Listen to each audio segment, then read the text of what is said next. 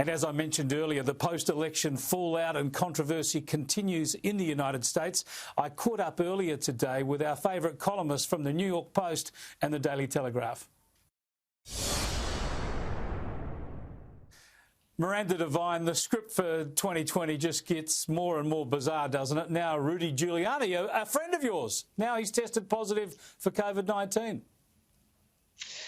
I know, and look, Rudy Giuliani, the former New York mayor, has been the linchpin of Donald Trump's sort of election fraud allegations. He's been jetting around the country and, trying to run these various different lawsuits in the swing states, and now he's come down with coronavirus.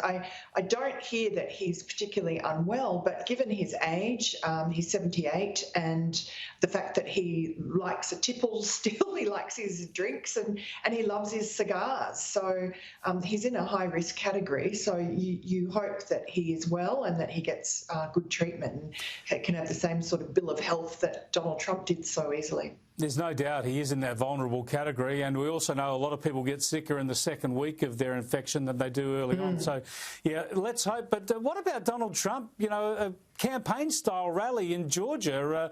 It's like the election never happened. It was an incredible rally, about 50,000 people in southern Georgia, and just as much of that MAGA love coming to him as ever there was during the election campaign. And he had an enormous amount of energy again.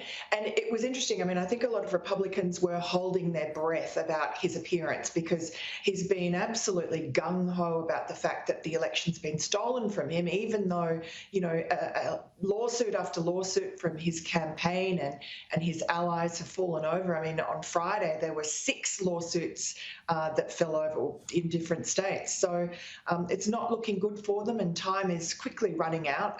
But look, the big, really important deal that's coming up is this January 5 Senate runoff with 2 senators, Republicans there, and they're running against some pretty radical Democrats.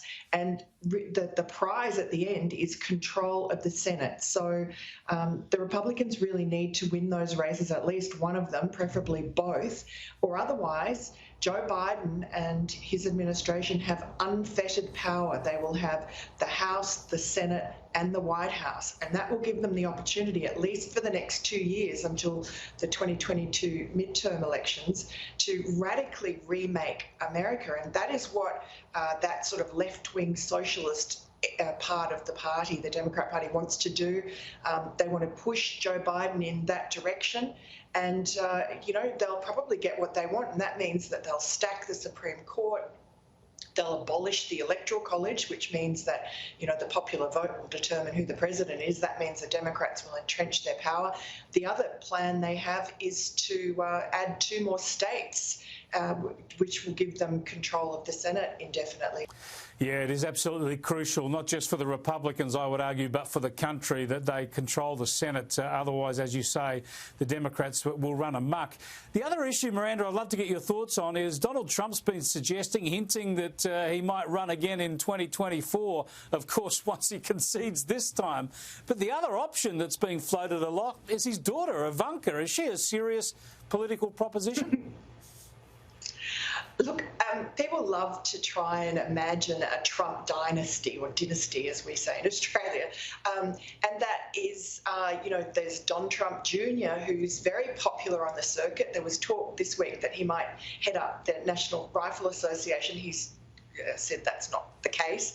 And Ivanka, of course, spoke at the Republican convention, and she had this sort of keynote speech and was talked about after that as the sort of heir apparent to Donald Trump.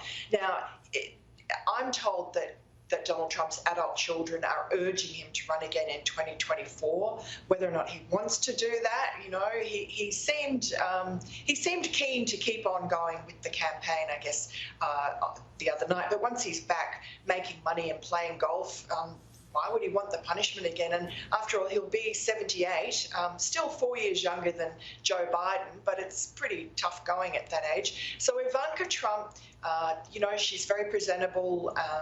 She hasn't, I guess, put a foot wrong. But look, I don't think that that Americans are that keen on another dynasty, like the Bush dynasty and the Clinton dynasty.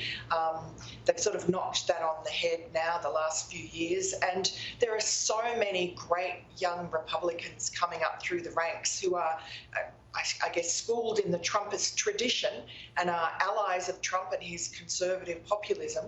But there are lots of them, and I don't really think that they're going to be likely to step aside very easily for the daughter of the president, who really hasn't proved herself on the political stage. She'd have to do a lot more of the hard yards before that would happen.